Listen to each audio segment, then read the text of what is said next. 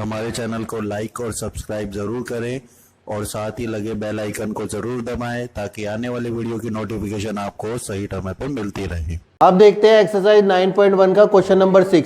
इसमें देखो क्या कह रहे हैं, इसमें कह रहे हैं एक बॉय है, ठीक है, यहाँ पे एक लड़का है, ये अपनी आंखों से इस बिल्डिंग को, ये टावर है, यहाँ से यहाँ तक ये क्या है, टावर है, तो इसको देख रहा है, ठीक है। तो ये जमीन पे ऐसे खड़ा हुआ था, तो जब अपनी आंखों से देखेगा तो उसकी आंखों से एक एंगल बनेगा, ठीक है, नीचे से नहीं बनेगा, उसकी आंखों से बनेगा, ठीक है, उसकी आंखों से बनेगा। तो वो अब क्या कर रहा है, वो चलता हुआ आ रहा है टावर की तरफ, तो जितना पास में आएगा एंगल बड़ा हो जाएगा, तो ये कितना हो जाएगा 30 डिग्री और ये कितना हो जाएगा 60 डिग्री। ये जो बी लिखा हुआ है ना, ये मैंने इस पॉइंट को लिखा हुआ है कि ये पॉइंट जो है वो हमने बी मान रखा है, ठीक है, ए बी सी ऐसे करके हमने मान लिया, ये हमें हेल्प करेगा देखो उसमें। अब देखो क्या करना है, जब भी ऐसे बने हो तुम्हारे दो ट्रायंगल बन गए, अब यहाँ से लेकर यहाँ तक, यहाँ से लेकर फिर ये पूरा बड़े वाला ट्रायंगल लेना है, ठीक है। अब देखो क्या करना है हमने, यहाँ पे देखो हाइट, टावर की तो जमीन से ही हाइट होगी ना, क्योंकि ये जमीन में इस लड़के के पैर यहाँ पे कितना है, जमीन में है डेक, ठीक है, ये रे जमीन पे है, और यहाँ पे देखो क्या है 1.5 इसकी हाइट थी, ठीक है। जो उसकी आंखों से ऊपर वाला हिस्सा है ना, उसको नेग्लेक्ट कर देते हैं, तो मतलब 1.5 उसमें से हमने माइनस करना है, तब हमें ये टावर के ये जो सीधा हमारे कोण बन रहा है ना इसका, ये आ जाएगा, यानी हमें यहाँ से लेकर यहाँ तक का डिस्टेंस लेना पड़ेगा। तो कितना हो जाएगा 28.5, 28.5 हो जाएगा। तो अब देखो जो जो हमें दे रखा है वो देख लो। गिवन क्या है, टावर की हाइट गिवन थी 30 मीटर, ठीक है, और अब हमने डी से सी तक की हाइट ले ली, डी सी का तो डिस्टेंस ले लिया वो 28.5। पहले लिख लो बॉय की हाइट,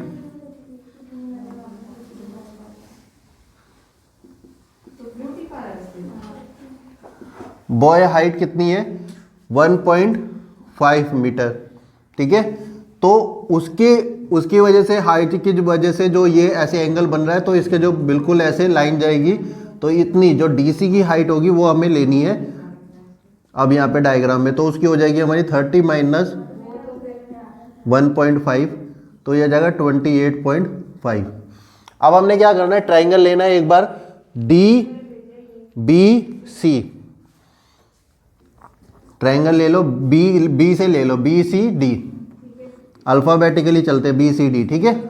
अब बी सी डी में देखो क्या है, हमें इस ट्राइंगल में, इसको अलग से बना देता हूं मैं ट्राइंगल, कि ये वाला ट्राइंगल हमने लेना है, यहाँ पे बी लिखा है, यहाँ सी लिखा है और यहाँ डी लिखा है, ये 28.5 निकाल लिया हमने, ये 60 दे रखा है, ठीक है। हमें ये वाली साइड निकालनी है, ठीक है, बी सी। तो हमने देखो एंगल के सामने क्या होता है पी, ये एच हो गया और ये बी हो गया, तो हमें क्या चाहिए, बी चाहिए, तो पी अपॉन में बी होता है हमारा कितना, tan थीटा, तो tan हम कितना लिख देंगे यहाँ पे 60 डिग्री, tan 60 यहाँ पे लिख देते हैं। P की वैल्यू देखो कितनी है यहाँ पे 28.5, और B की वैल्यू देखो कितनी है, B की वैल्यू हमें पता नहीं है, तो इसको B को लिख देते हैं BC। आप क्या करेंगे, BC, देखो जो भी वेरिएबल होता है, जो भी ABCD का अक्षर होता है, उसको हम नीचे नहीं रहने देते, बताया था ना तुम्हें, तो इसको ऊपर ले जाएंगे। पहले इसकी वैल्यू लिख लो, tan 60 की वैल्यू कितनी होती है √3, BC को ऊपर ले जाएंगे, इसको नीचे ले आएंगे,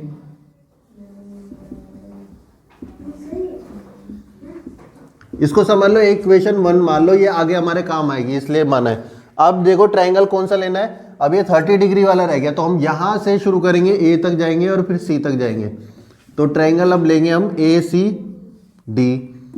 अब इसमें वही सेम केस है, देखो यहाँ पे ट्रायंगल बना देते हैं, ऐसे है,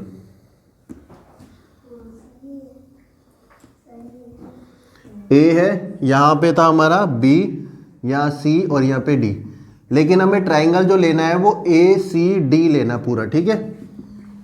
तो देखो हमने कौन सी, अब ये वाली साइड चाहिए हमें, ठीक है, ये वाला निकालना है हमने, AB की वैल्यू निकालनी है यहाँ पे।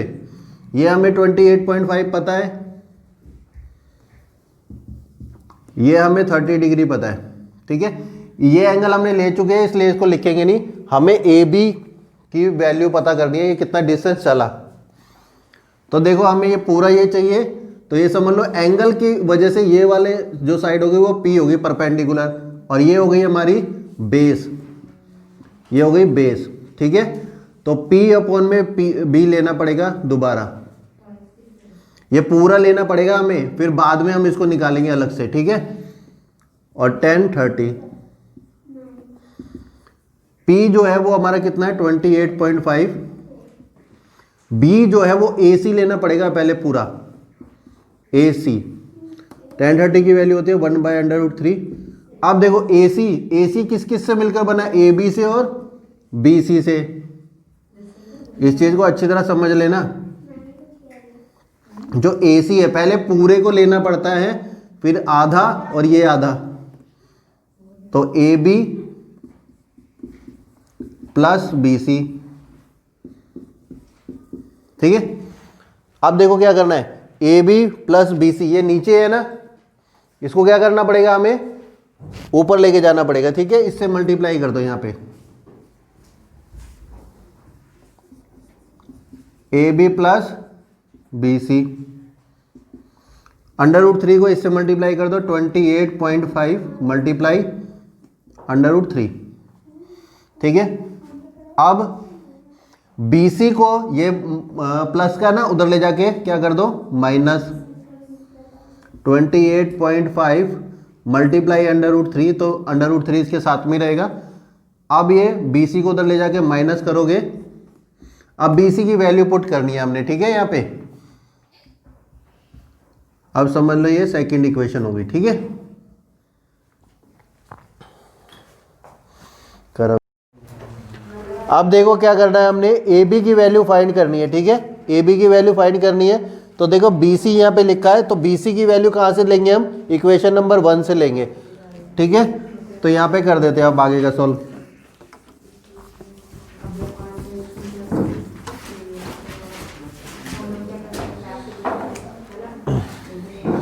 देखो क्या लिखा है, AB इज इक्वल टू 28, ये कर रहे हैं यहाँ पे 28.5 मल्टीप्लाई में √3 है और माइनस BC है, ठीक है, माइनस BC। अब देखो BC की वैल्यू हम कहां से लिखेंगे, इक्वेशन नंबर 1 से लिख लेंगे, ठीक है। पुट इसके ऊपर ही लिख देते हैं, पुट करने हैं BC इज इक्वल, BC की वैल्यू BC 28.√3 इन इक्वेशन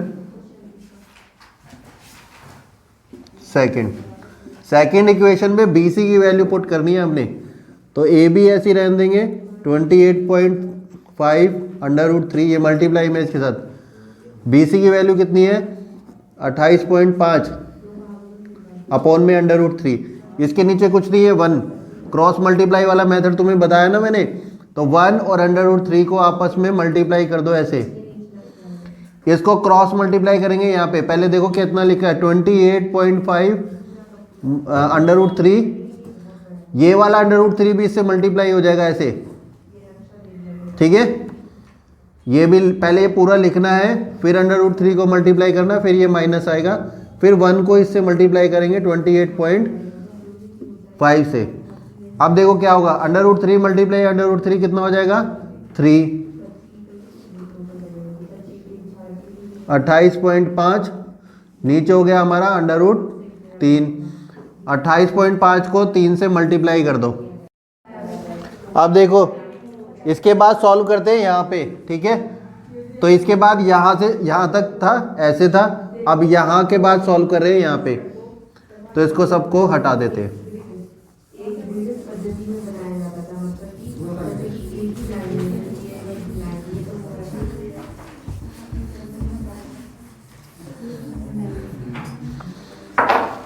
अब यहाँ तक हमारा हो गया था क्वेश्चन। अब इसके बाद देखो यहाँ पे है 28.5 लिखा, देखो यहाँ पे कितना लिखा 28.5 मल्टीप्लाई बाई 3, ठीक है। तो 3 से इसको मल्टीप्लाई करना है तो 85.5 आ जाएगा, ठीक है, माइनस 28.5 है।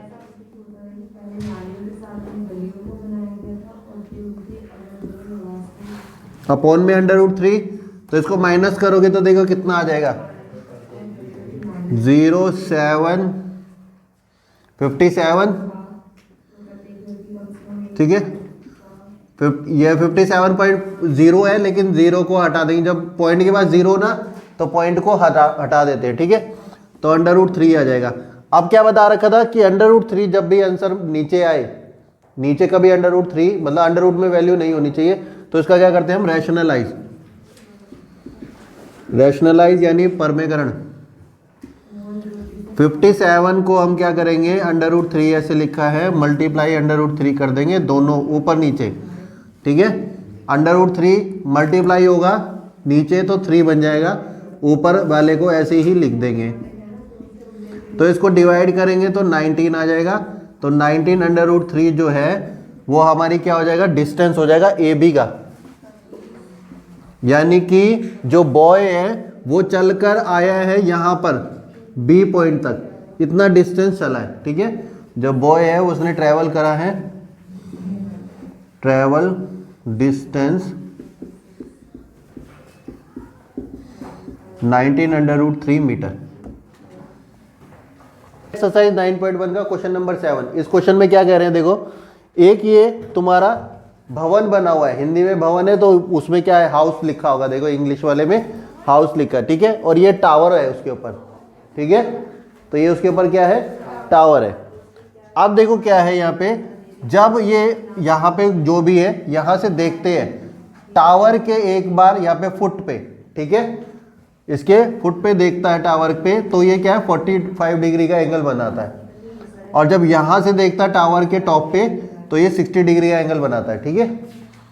तो हमें जब बस ये जो तुम्हारा भवन दे रखा है, ठीक है, कोई भी बिल्डिंग दे रखी है, जो बिल्डिंग दे रखी है ना उसके 20 मीटर हाइट दे रखी है और उसकी छत पे टावर लगा हुआ है। तो 20 ये पता है हमें क्या करना है, इसकी हाइट निकालनी है। देखो टावर की हाइट निकालनी होगी, ये हमें पता करना है। लेकिन इसके लिए हमें क्या करना पड़ेगा, जो चीज़ दे रखी है यानी ये दे रखा है ना, तो हमें ये वाला डायग्राम लेना है पहले, कौन सा, ABC। तो गिवन क्या है हमें वो देख लो, गिवन है हमें बिल्डिंग की हाइट,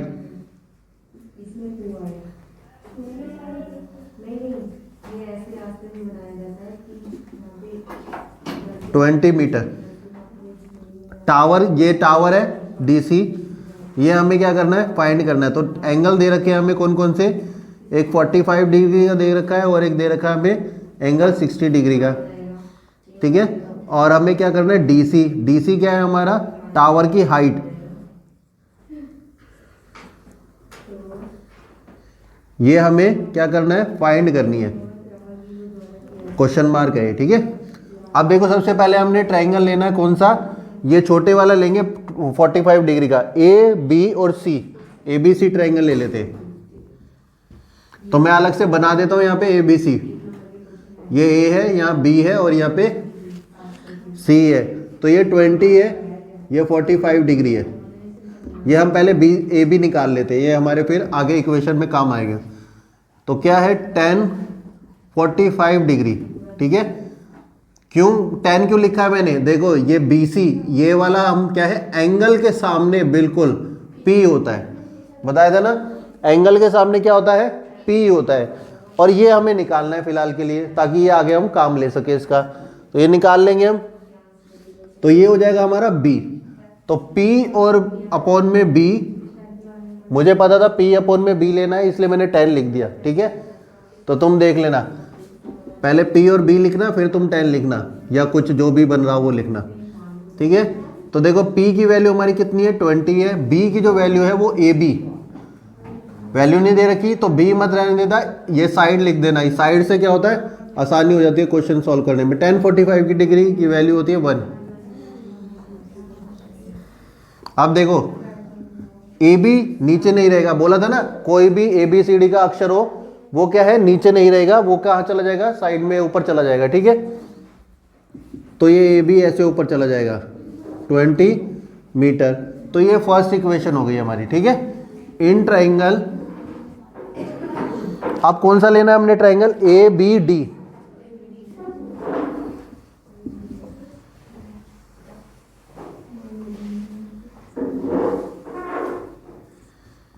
ए बी सी और डी, ठीक है। अब ऐसे लेना था, लेकिन हमने ये वाला ले चुके हैं ये, ठीक है। तो हमने क्या है, बड़े वाला ट्राइंगल लेना है। तो यानी हमने ये 60 डिग्री का एंगल लेना है। ये वाली जो साइड है ये 20 है, और ये वाली हमारे को अलग से ये पता चल गया ए बी की साइड, ठीक है। अगर जरूरत पड़ेगी तो यहाँ से ले लेंगे हम, ठीक है। अब देखो ये वाली हमने क्या है, ये वाला हमने डी सी निकालना है। तो इस पूरे को लेते हैं, जब ये ऊपर का निकालना हो ना, आधा निकालना हो, तो इसको पूरे को लेना पड़ता है हमें, ठीक है। तो एंगल के सामने ये पूरा का पूरा डी बी क्या हो जाएगा, पी हो जाएगा, परपेंडिकुलर, और ये क्या हो जाएगा, बेस। तो परपेंडिकुलर अपॉन में बेस कर लेते हैं, और ये हो जाएगा हमारा 1060 डिग्री। 1060 डिग्री होता है √3। पी की वैल्यू जो हो जाएगी वो हो जाएगी बी डी। बी से लेकर डी तक लेना है हमने। ए बी हमारा नीचे आ जाएगा, ठीक है। ए बी की वैल्यू कहाँ लिखी है, ये देखो लिखी है 20। पहले ऊपर देख लो क्या है, बी डी क्या है, बी डी हमारा हो जाएगा B C plus C D. नीचे क्या लिखा है, ए बी, ये √3 आ ही चुका है। अब देखो बी सी की वैल्यू हमें दे रखी है, देखो दे रखी है अलग से 20 दे रखी है। सी डी नहीं पता, और ए बी हमारा क्या है, सी डी हमने यहाँ पे देखो सी डी नहीं लिख के डी सी लिख दिया, तो सी डी कर लो इसको, क्योंकि सी डी लिख रहे हैं ना वहाँ पे टावर की हाइट। √3 ए बी की वैल्यू देखो, ए बी की वैल्यू हमने यहाँ पे लिखी हुई है, यहाँ पे साइड में लिख रहा हूँ कि पुट करनी है A B is equal to 20 metre from equation first, ठीक है। नहीं तो इसको इतना रहने दो, ए बी रहने दो, फिर बाद में इसमें पुट कर देंगे आगे। इसको ए बी लिख दो।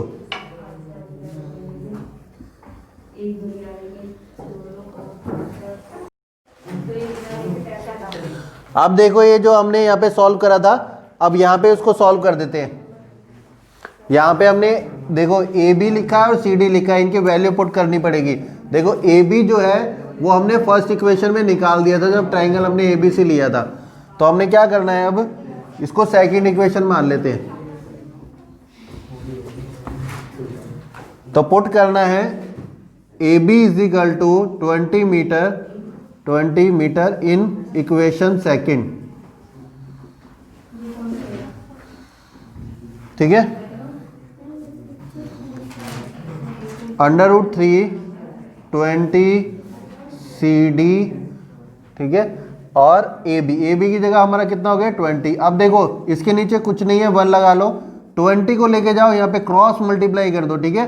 20 को √3 से मल्टीप्लाई कर देंगे, 20 मल्टीप्लाई √3, 1 को कर देंगे हम इससे, तो 20 प्लस सी डी। अब इस 20 को इधर ले आओ, ठीक है। अब देखो तुम क्या करोगे कि 20 √3 में से 20 माइनस करोगे तो पक्का √3 लिख दोगे, लेकिन ऐसे नहीं करना है। √3 को कॉमन ले, ये 20 को कॉमन लेना है, √3 - 1 लिखना है, ठीक है। ये सी डी की हमारे क्या आ जाएगी, हाइट आ जाएगी टावर की।